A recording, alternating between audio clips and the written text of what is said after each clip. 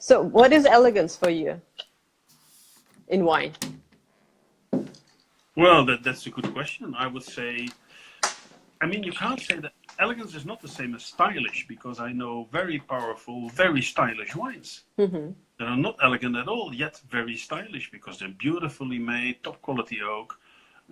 So elegance is not stylish. What does elegance mean? Yeah, a certain lightness, which can be positive. Don't get me wrong. I mean, there are beautiful light wines. There are beautiful. We talked last week about Fritz Mm-hmm. Haag Riesling Spätlese from the Yeah. Mosel. Well, a very elegant wine and a very beautiful wine. Mm-hmm. You see, it's that for me is elegant. Yeah, and Bourgogne is more elegant than Bordeaux. Yeah, sure, of course it is. Yeah, but it's not better. Yeah, yeah. So let's the first outcome of the session is elegant doesn't show quality. Elegant doesn't mean one No, wine is better than the other. Yeah. doesn't equal. No, Yeah. I at least that's how I look at it. Yeah. So Yeah. also, like, do you relate elegance?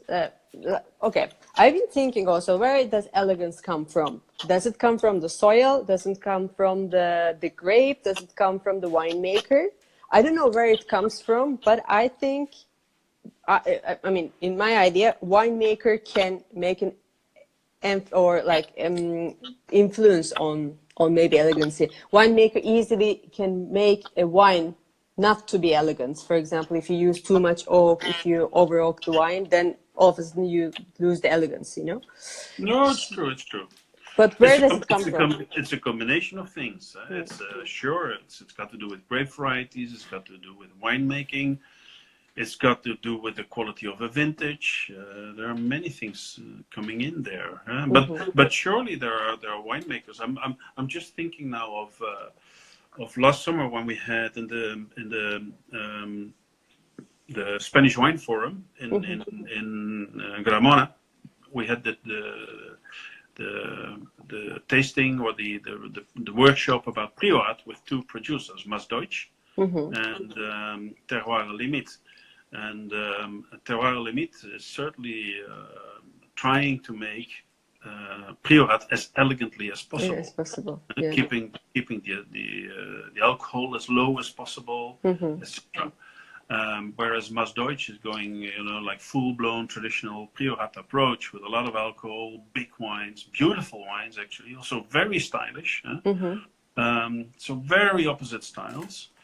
And well, the funny thing was that actually we had that audience. We were 40 people coming from all over the world, and the story of Terroir Limite sounded very interesting, and they were talking about lightness and elegance and whatever.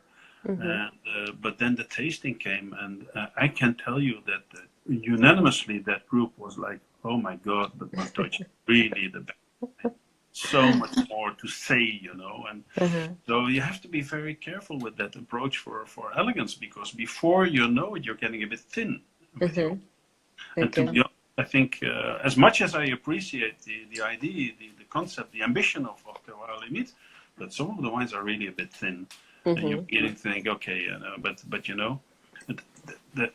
and that's also, I think, related to the fact that. At the end of the day, it's the ripe grape, not the overripe grape, but the ripe grape, the perfectly ripe grape that expresses complexity, character, quality, because during the ripening process of the grape, flavors are building up. So if you pick grapes unripe or hardly ripe, you're also losing a bit of your flavor potential. And I think that is the risk if you think too much about elegance. Elegance, yeah. Actually, tomorrow I'm having a session with Terroir Limite with Dominique. So actually that's why I also scheduled as Dominique after today's sessions, because to talk about also elegance in wine. And also there was a few comments. Vicky said elegance is a very overused word. Yes, Vicky, we were just mentioning about that in the beginning. And also three comments here. Elegance can be equal to balance. And another comment said elegant is a style for the winemaker. And a question, elegant, can you relate it to some floral and certain flavors? Which I don't think. or personally? No, that's difficult. But you know, this shows exactly the problem, because maybe it also is the fact that everybody can have his slightly personal interpretation of what elegance in wine really means. But I mean, if we would relate elegance to people, for example,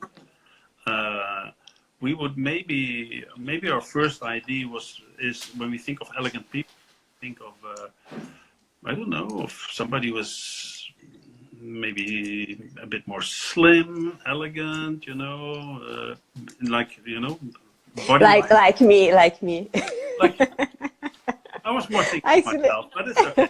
It's okay. Actually, Peter is saying elegant as like Irem. Thank you, Peter. Yeah, no, but it would be your yeah, I was thinking about yourself as well. But and maybe the way people dress, but at the end, I would say elegance is actually a matter of behavior. How you exactly. That's why I was thinking of you, Frank, not the appearance, but the There you go. But you see, also with people, it's very open to different interpretation. So yeah. Okay. But you had 3 questions. What was the first one again? The first one, elegance is equal to balance. No, I don't think so. No, I wouldn't see how actually. But balance is a quality. Balance is a quality. Yeah. That is one of the one of the main issues of great wine. That great wines have perfect balance. So, but I wouldn't equal that to elegance. No. Okay. Actually, Peter says that Frank is more bold. Peter, what do you mean bold? Like bold Bordeaux style, or literally bold? Be careful. Be careful. Otherwise, I have to terminate this session. Yeah. So there's a question here. Is there a correlation between elegance and high quality wines? No, we just mentioned about it in the beginning. No. I don't think. Yeah. No, okay. I think so. Okay. So if you want, we